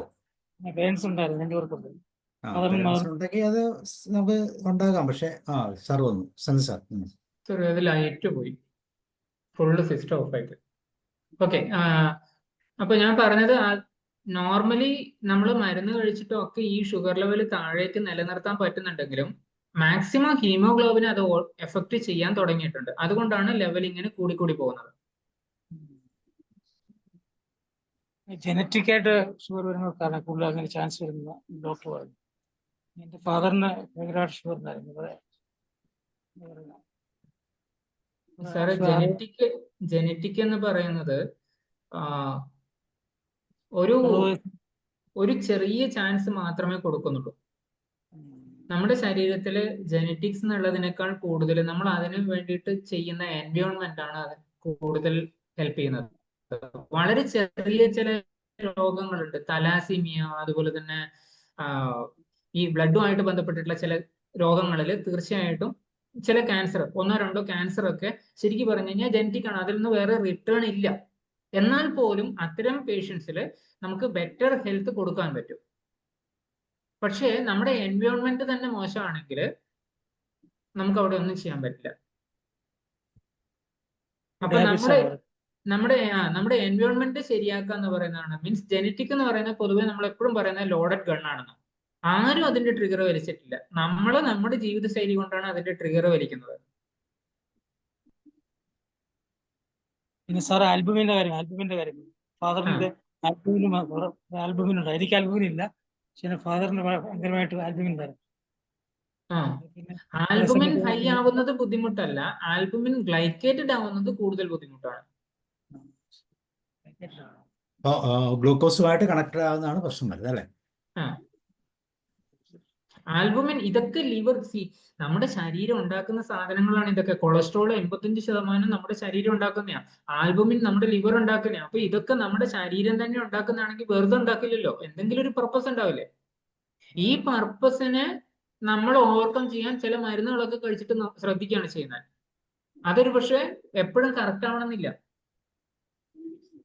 ആൽബുമിൻ കുറയാൻ വേണ്ടി എന്തെങ്കിലും മരുന്നുണ്ടോ? വേറെ മരുന്ന് കഴിക്കണം? ആൽബുമിൻ ഞാൻ ചെക്ക് ചെയ്യാറില്ല, കാരണം എനിക്ക് ഇല്ലായിരുന്നു. ചെക്ക് ചെയ്യാറ്. അത് ചെക്ക് ചെയ്യണോ സാറേ? റെഗുലറായിട്ട് ചെക്ക് ചെയ്യണോ?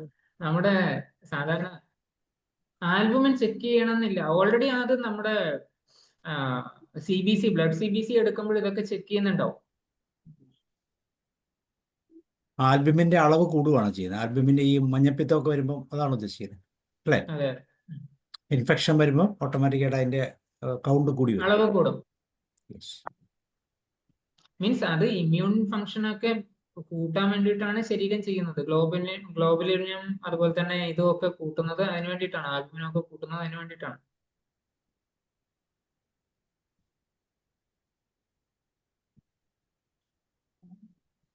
ഗ്ലൈക്കേഷൻ 1A-യും 1B-യും എന്തുവാ? ഒക്കെ ഗ്ലൈക്കേഷൻ അല്ല, ഹീമോഗ്ലോബിൻ HB HbA1a HbA1a ശരി. C ആണ് കൂടുതൽ സ്റ്റേബിൾ അതെന്താന്ന് ഉള്ളതുകൊണ്ട് വെച്ചാൽ അതാണ് നമ്മൾ ചെക്ക് ചെയ്യുന്നത് അല്ലേ? ഹീമോഗ്ലോബിൻ A, B-യും C-യും ഉള്ള C ആണ് സാധനം ടെസ്റ്റ് ചെയ്യണേ. C ആണ് സാറേ കൂടുതൽ സ്റ്റേബിൾ ആയിട്ട് നിൽക്കുന്നത്. അത് ശരി. ആക്യുറസി അതിനാണ് സ്റ്റെബിലിറ്റി കിട്ടുന്നത്. കാരണം അത് ഈ സെല്ലിന്റെ 120 ഡേയ്സിന്റെ ഒരു ഹെൽത്തുമായി അല്ലെങ്കിൽ അതിന്റെ ലൈഫ് ടൈമായിട്ട് ബന്ധപ്പെട്ട് കണക്ട് ചെയ്യുന്നതുകൊണ്ട് അതാണ് കൂടുതൽ. അങ്ങനെയല്ലേ സാറേ സനൽ സാർ? അതെ അതെ.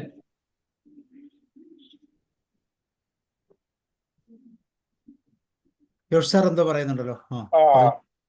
ചോദ്യങ്ങൾ ചോദിക്കുന്ന സമയമാണോ ഇത്? അതെ അതെ പറയും. ഓക്കെ സാറേ, എനിക്ക് ഷുഗർ ഉണ്ട് എന്നറിഞ്ഞിട്ട് എൻ്റെ ഓപ്പറേഷന് ശേഷമാണ്. അതിനു മുമ്പ് എനിക്ക് ഷുഗർ ഇല്ല. വീട്ടിലെ അമ്മയ്ക്കും അച്ഛനും ഒന്നും ഷുഗർ ഇല്ല. BP ഉണ്ടായിരുന്നു ഇവർക്കില്ല. എന്നാൽ എനിക്ക് ഈ 2002 വന്നപ്പം ഷുഗർ ഉണ്ടെന്ന് അവിടുന്ന് ആശുപത്രി വെച്ചാണ് ഈ ഓപ്പറേഷന് ശേഷം കണ്ടുപിടിക്കപ്പെട്ടു. കുറച്ചു കാലം മരുന്ന് കഴിച്ചു, ഈ ഡയോണിൽ എന്ന് പറഞ്ഞ ഗുളിക കഴിച്ചു. പിന്നീട് എൻ്റെ ഷുഗർ അങ്ങ് ഇല്ലാതായി. കുഴപ്പമില്ല, അങ്ങനെ അത് നിർത്തിക്കൊള്ളാൻ പറഞ്ഞു. അങ്ങനെ നിർത്തുകയും ചെയ്തു. അങ്ങനെ ഇങ്ങനെ മുന്നോട്ട് പോന്ന് ഈ 2020 വരെ വന്നു. എന്നാൽ ഇതിന്റെ ഇടയ്ക്ക് അവിടെ ഇവിടെയൊക്കെ വെച്ച് ഇത് പ്രത്യക്ഷപ്പെട്ടിട്ടുണ്ട്. കൃത്യമായ മരുന്നൊന്നും കഴിക്കുന്നില്ലായിരുന്നു. ഞാൻ അത്താഴം ഉപേക്ഷിച്ച് ജീവിക്കുന്ന ഒരു ജീവിതശൈലിയായിരുന്നു കുറേ വർഷങ്ങളായി. അപ്പൊ നോക്കുമ്പം ചിലപ്പോൾ 10-200 കാണും, ചിലപ്പോൾ 175 കാണും. മരുന്നൊന്നും കഴിക്കുന്നില്ല. ഈ അത്താഴം ഉപേക്ഷിക്കാറുണ്ട്. എനിക്ക് ഒരു തരം ക്ഷീണവുമില്ല. ഈ ഷുഗർ രോഗികൾ പറയുന്ന ഒരു തരം പ്രശ്നങ്ങളും എനിക്കില്ലായിരുന്നു. എന്നാൽ കഴിഞ്ഞ 3 വർഷമായിട്ടാണ് ഞാൻ ഈ കൃത്യമായി മരുന്ന് കഴിക്കുന്നത്. മെറ്റ്ഫോർമിൻ 2 നേരം കഴിക്കുന്നുണ്ട്. 1000-വും 500-ഉം. രാവിലെ 1000, വൈകിട്ട് 500.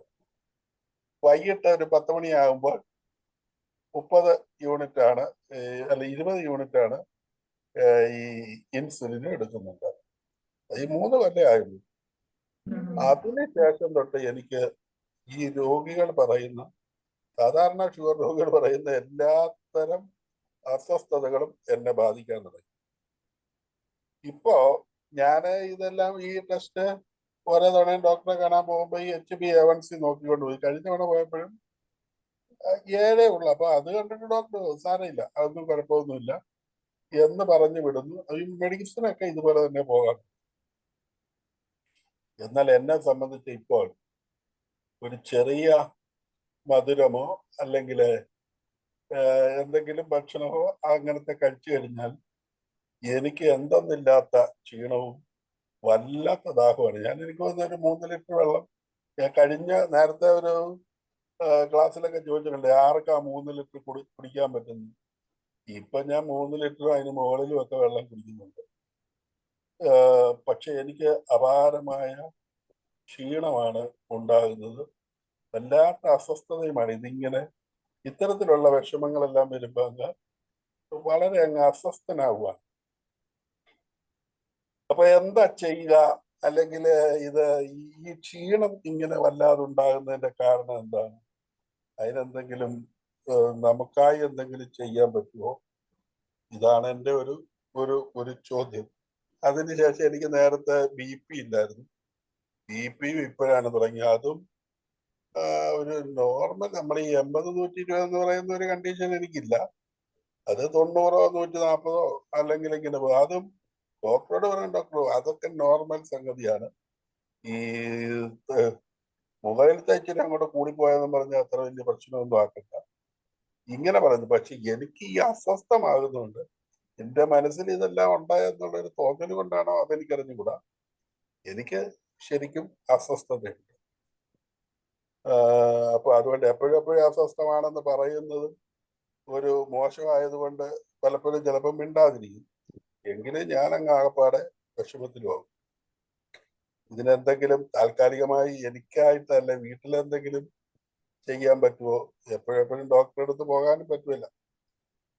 ഓക്കെ ഓക്കെ, ഇതില് കുറച്ച് കോംപ്ലിക്കേറ്റഡ് കേസാണ്. എനിക്ക് ജോഷി സാറിനോട് അന്ന് മുമ്പ് സംസാരിച്ചതിന് ശേഷം പിന്നെയും കോംപ്ലിക്കേഷൻ കൂടി വരാം അല്ലെ? ഞാന് ഇതാണ് പ്രശ്നം. കോംപ്ലിക്കേഷൻ എന്ന് പറയുന്നത് ഇതാണ്. ചില ദിവസം ഇപ്പൊ ഞാൻ വൈകിട്ട് എന്തെങ്കിലും ചില ദിവസങ്ങളിലൊക്കെ കഴിക്കണം. അതിപ്പോ ഞാൻ എന്തെങ്കിലും മില്ലറ്റോ അല്ലെങ്കിൽ ഈ ഓട്സോ ഒക്കെ കഴിക്കുകയുള്ളായിരുന്നു. ഇന്നാണെങ്കിൽ ഇപ്പൊ പകല എനിക്ക് നല്ല വിശപ്പ് പോലെ തോന്നി. ഞാൻ പറഞ്ഞു വൈകിട്ട് തന്നെയാണ് ഒരു ഗോതമ്പിന്റെ ഒറോട്ടി എങ്കിലും ചേർന്ന്. പക്ഷെ എനിക്ക് ഇപ്പൊ തോന്നുന്നില്ല. സാറേ, ഫൈബർ ബേസ്ഡ് വെജിറ്റബിൾസ് ഒക്കെ ആണെങ്കിലോ? വൈകിട്ടത്തോ? ആ, വൈകിട്ടോ ഉച്ചയ്ക്കോ ഒക്കെ. മുഴുവൻ നേരമോ? വെജിറ്റബിൾസ് കഴിക്കാൻ പറ്റുകയാണെങ്കിൽ തീർച്ചയായിട്ടും അത് നല്ലതാണ്. ഞാൻ ഈ വെജിറ്റബിള് ഇങ്ങനെ കണ്ടിട്ട് നമ്മുടെ തന്നെ സ്വയംകൃതിയിലാണ് ഇതെല്ലാം. പിന്നെ വേവിക്കാതെ കഴിക്കുമായിരുന്നു. കുറച്ചുകൂടെ കുറയേണ്ടത്. പക്ഷെ അതെനിക്ക് ഭയങ്കരമായി ഗ്യാസ് ഉണ്ടാക്കുന്നു ഇത് കഴിച്ചു കഴിയുമ്പോൾ. അതുകൊണ്ട് പിന്നെ പുള്ളിക്കാരത്തെയും അതുകൊണ്ട് വഴക്ക് പറഞ്ഞു, ഇതൊക്കെ ചുമ്മാ അങ്ങനെ ഇത് പച്ചയ്ക്ക് കഴിച്ചാൽ ഒക്കെ പ്രശ്നമാണ് എന്നൊക്കെ പറഞ്ഞുകൊണ്ടും അങ്ങനെ. ബുദ്ധിമുട്ടല്ലേ? പച്ചക്കല്ല, പൊതുവെ ഈ പച്ചക്ക് കഴിക്കുമ്പോൾ ബുദ്ധിമുട്ടുണ്ടെങ്കിൽ ഒന്നുകിൽ അതിൽ ആപ്പിൾ സിഡർ വിനെഗർ ചേർക്കാം. അതല്ലെങ്കിൽ അത് ഹാഫ് കുക്ക് ചെയ്തിട്ടോ കഴിക്കാം. എന്നാല് ഗ്യാസുമായിട്ട് ബന്ധപ്പെട്ടിട്ട് പ്രശ്നം ഉണ്ടാവില്ല. ഇതിലിപ്പം ഞാൻ സാബു സാറ് ഇത് ചോദിച്ചുകൊണ്ട് ഞാൻ വെജിറ്റബിളിലേക്ക് കയറിയതാണ്. ഞാൻ അതിനു മുമ്പുള്ള ഇഷ്യൂസിലേക്കാണ് വരുന്നത്. മീൻസ് ദഹനം, ആഗിരണം, ഈ 2 പ്രോസസ്സാണ് ശരിക്കും ഭക്ഷണവുമായിട്ട് ബന്ധപ്പെട്ടിട്ടുള്ളത്. അപ്പോൾ ഏതില് ബുദ്ധിമുട്ടുണ്ടെങ്കിലും സാറിന് ക്ഷീണം പെട്ടെന്ന് വരും. ഷുഗർ കഴിച്ചത് കൊണ്ട്, അതിപ്പോ മധുരം കഴിച്ചത് കൊണ്ടോ അല്ലെങ്കിൽ കാർബോഹൈഡ്രേറ്റ് ഉള്ള ഭക്ഷണം കഴിച്ചത് കൊണ്ടോ സാറിന് തൽക്കാലത്തേക്ക് ഒരു ആശ്വാസം തോന്നുന്നുണ്ടെങ്കിൽ അത് ഫുള്ള് ദഹനം നടന്നതിന് ശേഷമല്ല. ശരീരത്തിലേക്ക് കിട്ടേണ്ട പല മൈക്രോ ന്യൂട്രിയൻസും, വൈറ്റമിൻസും മിനറൽസും അതുപോലെ തന്നെ പ്രോട്ടീനും ഒന്നും ശരീരത്തിന് കിട്ടുന്നില്ല. കാരണം ദഹനം, ആഗിരണം ശരിയായിട്ട് നടക്കുന്നില്ല. അതുകൊണ്ടാണ് ഈ വെജിറ്റബിൾസ് കഴിക്കുമ്പോൾ സാറിന് ഗ്യാസ്ട്രിക് ഇഷ്യൂസ് വരുന്നുണ്ടെങ്കിൽ അതിന്റെ കാരണം ഈ വയറ് അല്ലെങ്കിൽ ഗട്ട് റീസെറ്റ്, ഗട്ടാണ് പ്രധാനം എന്ന് പറഞ്ഞിട്ട് സാബു സാർ കഴിഞ്ഞ ആഴ്ച സെഷൻ എടുത്തിരുന്നു. ഈ ഒരു കാര്യമാണ് അവിടെ വരുന്നത്. അപ്പം ഗട്ട് കറക്റ്റ് ചെയ്യാൻ വേണ്ടിയിട്ടുള്ളത് തീർച്ചയായിട്ടും നടക്കണം. പക്ഷെ ഞാൻ ഉച്ചയ്ക്ക് ഒരു ലേശം ചോറാ കഴിക്കുന്നത്. വളരെ കുറച്ച് ചോറ്, വളരെ കുറച്ചേ കഴിക്കാറുള്ളൂ. എനിക്കിപ്പോ ഭക്ഷണങ്ങളെല്ലാം കഴിക്കാൻ ഒരുതരം ഒരു പേടിയും കൂടിയാണ്. അതുകൊണ്ട് എല്ലാത്തിനോടും ഒരുതരം മടുപ്പാണ്. നേരത്തെ ഇഷ്ടമുണ്ടായിരുന്ന മീനാകട്ടെ ഈ ചോറിനോടാകട്ടെ എല്ലാത്തിനോടും എനിക്കൊരു വല്ലാത്ത അതുകൊണ്ട് ഞാൻ വളരെ കുറച്ചേ കഴിക്കാറുള്ളൂ. എന്നാൽ എനിക്ക് വിശപ്പ് തോന്നും വല്ലാതെ. അപ്പൊ അതുകൊണ്ട് ഈ ആഗീരണം ദഹനം എന്ന് പറഞ്ഞല്ലോ, അപ്പൊ അതില് ഈ ദഹനം നടക്കാത്ത ഒരാളുടെ വിശപ്പുണ്ടാവുമോ? ദഹനം നടക്കാത്ത ആൾക്കും വിശപ്പുണ്ടാവും. ഉണ്ടാവും. കാരണം ഉണ്ടാവും. നമ്മുടെ കോശങ്ങൾക്ക് അതൊരു ശീലമല്ലേ. മീൻസ് നമ്മൾ ഇത്ര കൃത്യമായ ഇടവേളകളിൽ ഭക്ഷണം കഴിച്ചുകൊണ്ടിരിക്കുക. വിശപ്പ് എന്ന് പറയുന്നത് മാനസികമായിട്ട് ആക്ഷൻ തുടങ്ങുന്നതുണ്ട് ഒന്ന്. രണ്ടാമത്തത് ശാരീരികമായിട്ട്. മാനസികമായിട്ട് നമ്മൾ കൃത്യനേരത്ത് കൃത്യസമയത്ത് ഭക്ഷണം കഴിച്ചു അല്ലെങ്കിൽ ചായ കുടിച്ചു എന്നുള്ള തോന്നൽ കൊണ്ടാണ്. ശാരീരികമായിട്ടുള്ളത് ലെപ്റ്റിൻ എന്ന് പറയുന്ന ഒരു ഹോർമോണിന്റെ പ്രസൻസിൽ വരുന്നതാണ്. അപ്പൊ ഈ ലെപ്റ്റിൻ ഉണ്ടാക്കുന്നത് പ്രത്യേകിച്ചും നമ്മുടെ ഈ കുടലിലത്തെ കുറെ കോശങ്ങളാണ്, ചെറുകുടലിലെ കോശങ്ങൾ ആണ്. അപ്പൊ ഈ കോശങ്ങള് അവിടെ എനർജറ്റിക് ആയിട്ടുണ്ട്. എന്നാൽ വൻകുടലിലേക്ക് ഭക്ഷണം മുഴുവൻ പോവുകയും ചെയ്തു. ദഹനം നടക്കുന്നത് പ്രധാനമായിട്ട് ആമാശയം, ചെറുകുടല്. ഇതിനുശേഷം ആഗിരണത്തിന് ചെറുകുടലിൽ നിന്ന് ആഗിരണം ചെയ്യും, ബാക്കിയുള്ളത് വൻകുടലിലേക്ക് പോകും. വൻകുടലിൽ പോയിട്ട് ദഹിക്കാത്തവ ഗ്യാസ്ട്രിക് ഇഷ്യൂസ് ഉണ്ടാക്കും. ഞാൻ വളരെ സിമ്പിൾ ആയിട്ട് വലിയ വലിയ കാര്യങ്ങൾ മാത്രമേ പറയുന്നുള്ളൂ. അപ്പൊ ഈ ഗ്യാസ്ട്രിക് ഇഷ്യൂസ് ഉണ്ടാക്കുന്നത് പ്രധാനമായിട്ട് വൻകുടലിലേക്ക് എത്തിയതിനു ശേഷമാണെങ്കിൽ ചെറുകുടല് പിന്നെയും ആക്റ്റീവായി. അത് പറയാണ് നിങ്ങൾ കഴിച്ചതൊന്നും മതിയായിട്ടില്ല, എനിക്ക് വേണ്ടതൊന്നും കിട്ടിയിട്ടില്ല, അതുകൊണ്ട് നിങ്ങൾ പിന്നെയും കഴിക്കുന്നു. ലെപ്റ്റിൻ പിന്നെ ഉണ്ടാക്കുകയാണ് ചെയ്യുന്നത്. ഓക്കെ. നമ്മൾ ഗട്ട് റീസെറ്റ് എന്ന് ഉദ്ദേശിക്കുന്നത് പ്രധാനമായിട്ട് നമ്മുടെ അന്നനാളം മുതൽ അല്ലെങ്കിൽ നമ്മുടെ നാവ് മുതൽ അങ്ങ് മലദ്വാരം വരെയുള്ള ആ ഒരു കംപ്ലീറ്റ് ട്രാക്ട്, GE ട്രാക്ട് എന്ന് പറയും. ഈ കംപ്ലീറ്റ് ട്രാക്റ്റും കറക്റ്റ് ചെയ്യുന്ന ഒരു രീതിയാണ്. പ്രായം കൂടുന്തോറും ഇതിനെ കറക്റ്റ് ചെയ്യാൻ ബുദ്ധിമുട്ടും ഉണ്ടാവും. അതിന്റെ ഒന്നിച്ച് മരുന്നുകളൊക്കെ കഴിക്കുന്നുണ്ടെങ്കിൽ തീർച്ചയായിട്ടും അതിനെ ഒരു ലിമിറ്റ് ഉണ്ട്. കാരണം പല മരുന്നുകളും പല ബാക്ടീരിയയ്ക്കും സപ്പോർട്ട് ചെയ്യുന്നതല്ല.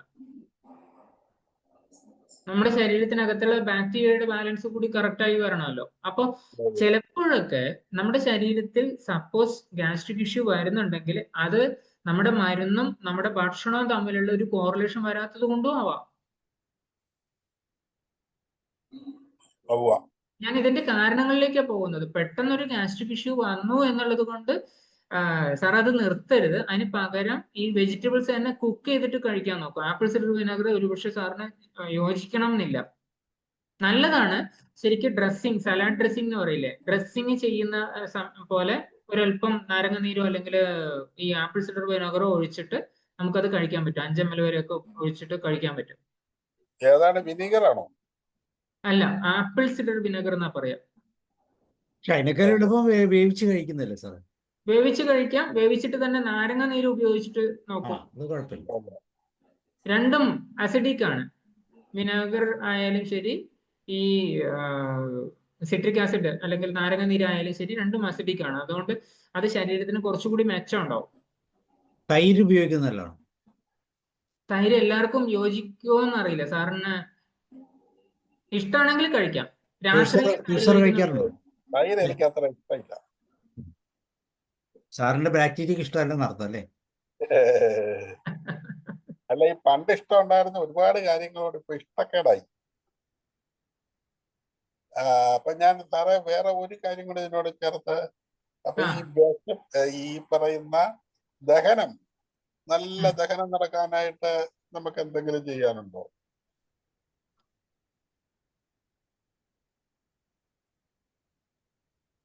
സാറേ കേട്ടോ? കേട്ടു. ഞാൻ ആലോചിക്കുക അങ്ങനെ പ്രത്യേകിച്ച് ദഹിപ്പിക്കാൻ.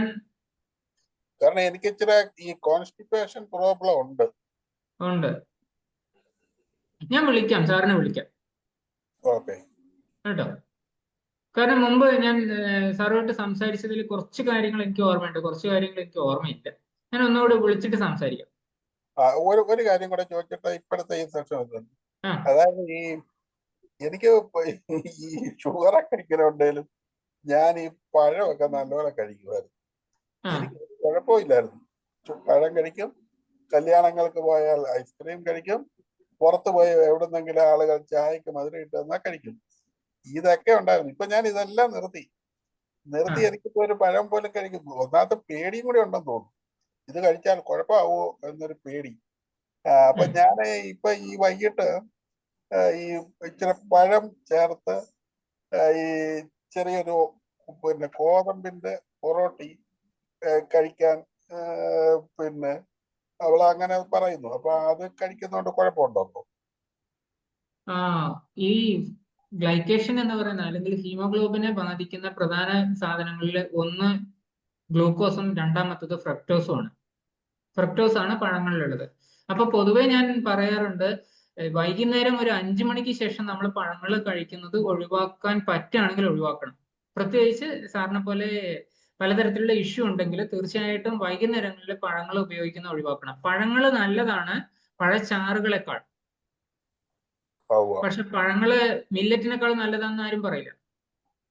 പഴങ്ങളിൽ ആകെ കൂടി എക്സ്ട്രാ ബെനിഫിറ്റ് ഉള്ളത് എന്താന്ന് വെച്ച് കഴിഞ്ഞാൽ മൈക്രോ ന്യൂട്രിയൻസ്, വൈറ്റമിൻസും മിനറൽസും ഒക്കെ പഴങ്ങളിൽ കൂടുതൽ അടങ്ങിയിട്ടുണ്ട്. അതുപോലെ തന്നെ കൂടുതൽ ദഹിക്കുന്ന ഷുഗറും ഉണ്ട്. ഷുഗർ മോളിക്യൂൾ ഫ്രക്ടോസും കൂടുതലുള്ളത് പഴങ്ങളിലാണ്. പക്ഷെ ഇതിനേക്കാൾ കൂടുതലായിട്ടുള്ള ബുദ്ധിമുട്ട് ഈ ഹൈ ഫ്രക്ടോസ് കോൺ സിറപ്പ് അല്ലെങ്കിൽ പ്രോസസ്ഡ് ഫുഡിൽ വരുന്ന പല സാധനങ്ങളാണ്. സാറിനെ സംബന്ധിച്ച് അത് വരുന്നില്ല, അതിന്റെ ഇഷ്യൂ വരുന്നില്ല. പക്ഷെ പഴങ്ങൾ കഴിക്കുന്നത് പരമാവധി ഒരു 5 മണിക്ക് മുമ്പ് ആണെങ്കിൽ ഓക്കെ എന്ന് അങ്ങനെ നിർത്താം. ഒരു ശകലം കഴിക്കാം. സാർ അതിന്റെ കംഫർട്ടബിൾ ആയിട്ട് കഴിച്ചു. പക്ഷേ എനിക്ക് തോന്നുന്നു ഈ ഫൈബർ ബേസ്ഡ് ആയിട്ടുള്ള വെജിറ്റബിൾസ് സാറിന് അത് കഴിക്കാൻ പ്രാക്ടീസ് ചെയ്യും. വെജിറ്റബിൾ അല്പം വേവിച്ച് അതിന് പറ്റുന്ന ഈ വേവിച്ച് കഴിക്കുന്ന വെജിറ്റബിൾ എന്ന് പറയുന്നത് ഈ പയറിന്റെ ഒക്കെ വർഗ്ഗങ്ങളൊക്കെ കഴിക്കാതിരിക്കും അല്ലേ? ബീൻസ്, എല്ലാ സാധനങ്ങളും പ്രത്യേകിച്ച് പച്ചക്കറികളും മണ്ണിന് മുകളിലേക്കുള്ളതെല്ലാം. മണ്ണിന് മുകളിലേക്കുള്ളതെല്ലാം. മണ്ണിന് താഴേക്കാണെങ്കിൽ പ്രത്യേകിച്ച് ബീറ്റ്റൂട്ട്, ക്യാരറ്റ് പോലെയുള്ള സാധനങ്ങൾ, ഇതൊക്കെ ഒന്ന് ഹാഫ് കുക്ക് ചെയ്തിട്ട് കഴിക്കുന്നത് നല്ലതാണ്. രാത്രിയിൽ അത് മാത്രം മതി. ഇത് മാത്രമായാലും മതി. ഇനി ഇത് മാത്രമല്ല, വേണമെങ്കിൽ കുറച്ച് ചെറുപയർ പുഴുങ്ങിയിട്ടോ അല്ലെങ്കിൽ അങ്ങനെയുള്ള സംഭവങ്ങളും ഒക്കെ ഹെൽപ്പ് ചെയ്യും. ഇനി അതും മുളപ്പിച്ചിട്ട് വേണമെങ്കിൽ അങ്ങനെയും ചെയ്യാം. ഇത് എന്ത് ചെയ്യുന്നുണ്ടെങ്കിലും അതൊക്കെ മിനിമം ഒന്ന് ഹാഫ് കുക്ക് ചെയ്യാനെങ്കിലും നോക്കുക. അല്ലെങ്കിൽ പച്ചയ്ക്ക് തിന്നരുത്, അതിന് പകരം ഒന്ന് ഹാഫ് കുക്ക് ചെയ്യുക അല്ലെങ്കിൽ കുക്ക് ചെയ്തിട്ട് കഴിക്കുക. ജസ്റ്റ് മീൻസ് ഒരു 90% കുക്ക് ചെയ്ത് കഴിഞ്ഞാൽ നമുക്ക് നല്ല ടേസ്റ്റും വേറെ വേറെ അറിയാൻ പറ്റും ഓരോന്നിന്റെയും. പ്രഷർ കുക്കറിലൊന്നും ഒരു തരത്തിലും വേവിച്ച് കഴിക്കരുത്. പച്ചക്കറികൾ വേവിക്കുന്നുണ്ടെങ്കിൽ നോർമൽ ചൂടിൽ തന്നെ, ഇളം ചൂടില് കുറച്ച് നേരം മൂടി വെച്ച് ആവിച്ചെടുക്കുന്ന അല്ലേ? 8 മിനിറ്റ് എടുക്കുള്ളൂ. 8 to 10 minutes അത്രേ വേണ്ടു കുക്ക് ചെയ്യാൻ. വെള്ളം ചേർത്ത് വേവിക്കണമെന്നുണ്ടോ? വെള്ളത്തിന്റെ അളവ് കുറക്കുക, പരമാവധി കുറക്കുക. അതിന്റെ മൂടി വെക്കുമ്പോ അതിനകത്ത് തന്നെ വെള്ളം വന്നോളൂ. മുങ്ങിക്കിടക്കുന്ന രീതിയിൽ വെക്കണ്ട. ഉച്ചഭക്ഷണത്തിൽ അല്പം റൈസ്, ഉച്ചക്കേ ഉള്ളൂ റൈസ്. റൈസ് കഴിക്കൂ സർ, റൈസ് കഴിക്കരുത് ആരാ പറഞ്ഞേ? റൈസ് കഴിച്ചോളൂ. ജോഷി സാർ ഭക്ഷണം കഴിക്കുമ്പോൾ പ്രധാനമായിട്ട് ഈ ഒരു പാറ്റേൺ നോക്കുക. ആദ്യം നമ്മൾ വെജിറ്റബിൾസ് കഴിക്കുക. രണ്ടാമത്തത് പ്രോട്ടീൻ ഉള്ള ഭക്ഷണങ്ങൾ, അതിപ്പോ നോൺ വെജ് ആയിക്കോട്ടെ വെജിറ്റബിൾ ആയിക്കോട്ടെ, പ്രോട്ടീൻ അടങ്ങിയ ഭക്ഷണം അല്ലെങ്കിൽ മുട്ട, പാല്, ഇതൊക്കെ വരുന്നത് രണ്ടാമത്തെ. മൂന്നാമത്തത് ഫാറ്റ് അടങ്ങിയത്. ചീസ് അടങ്ങിയത് അല്ലെങ്കിൽ അങ്ങനെയുള്ള ഉൽപ്പന്നങ്ങൾ കൂടുതൽ വരുന്ന, കൊഴുപ്പ് കൂടുതൽ വരുന്ന സാധനങ്ങൾ മൂന്നാമത്തത്. നാലാമത്തതാണ് കാർബോഹൈഡ്രേറ്റ്.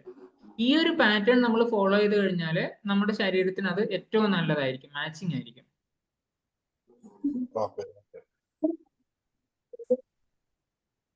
പരീക്ഷിക്കാം. ഉച്ചയ്ക്കും ഇതേപോലെ തന്നെ ചെയ്താൽ മതി. രാവിലെ നമ്മള് റൈസ് അല്ലെന്ന് പറഞ്ഞാലും ഈ റൈസ് തന്നെയാണല്ലോ ഈ അപ്പം ആണേലും ഇഡലി ആണേലും ദോശയാണേലും. രാവിലെ ഉച്ചയ്ക്കും കൂടുതൽ വൈകുന്നേരം ഇങ്ങനെയുള്ള കാര്യങ്ങൾ ശ്രദ്ധിക്കുക. സ്നേഹലത മാം എന്തോ പറയാൻ വന്നിരുന്നല്ലോ. തവിടുള്ള അരിയാണെങ്കിൽ അതിന് പ്രയോജനമുണ്ടോ ഡയബറ്റിക്സ് തവിട് നല്ലതാണ്. കൂടുന്നില്ല ഡയബറ്റിക്സ് തവിടുള്ള അരി കഴിച്ചിട്ട്. അത് നല്ലതാണ്. തവിട് ആ. അടങ്ങിയ അല്ലെങ്കിൽ പൊതുവെ എല്ലാ സാധനങ്ങളും പൂർണ്ണ ഭക്ഷണം, ഹോൾ ഫുഡ് എന്ന് പറയില്ലേ, മൊത്തത്തിലുള്ള ഭക്ഷണം കഴിക്കുന്നതാണ് നല്ലത്. അപ്പൊ ശരിക്കും പ്രോസസ്സിംഗ് നടക്കുന്ന സമയത്താണ് ഈ തവിട് കളയുന്നത്. അങ്ങനെയുള്ള പ്രോസസ്സിംഗിലേക്ക് ഒരുപാട് പോവാതിരുന്നു കഴിഞ്ഞാൽ നല്ലതാണ്. പ്രത്യേകിച്ച് നിങ്ങളുടെ അടുത്ത് തന്നെ കൃഷി സ്ഥലങ്ങൾ ഉണ്ടെങ്കിൽ അവിടെ മില്ലും ഉണ്ടാവും. പൊതുവെ നെല്ലൊക്കെ കൃഷി ചെയ്യുന്നുണ്ടെങ്കിൽ അവിടെ മില്ലുണ്ടാവും. അവിടുന്ന് മില്ലിൽ പോയിട്ട് വാങ്ങിച്ചു കഴിഞ്ഞാൽ കുറച്ചുകൂടി ബെറ്റർ ആയിരിക്കും. അങ്ങനെയാ വാങ്ങിച്ച്. ഇപ്പം അത് കഴിക്കുമ്പോൾ ഇത് കുറച്ചേ ഉള്ളു നോക്കുമ്പോ. ലെവൽ മെയിൻറ്റെയിൻ ചെയ്യാൻ പറ്റുന്നുണ്ട് അല്ലേ? മെയിൻറ്റെയിൻ ചെയ്യാൻ പറ്റുന്നുണ്ട്.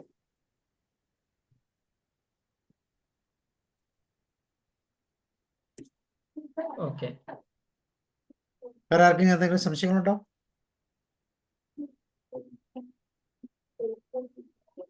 യെസ്, അങ്ങനെയാണെങ്കിൽ ഓക്കെ സാർ, താങ്ക് യു.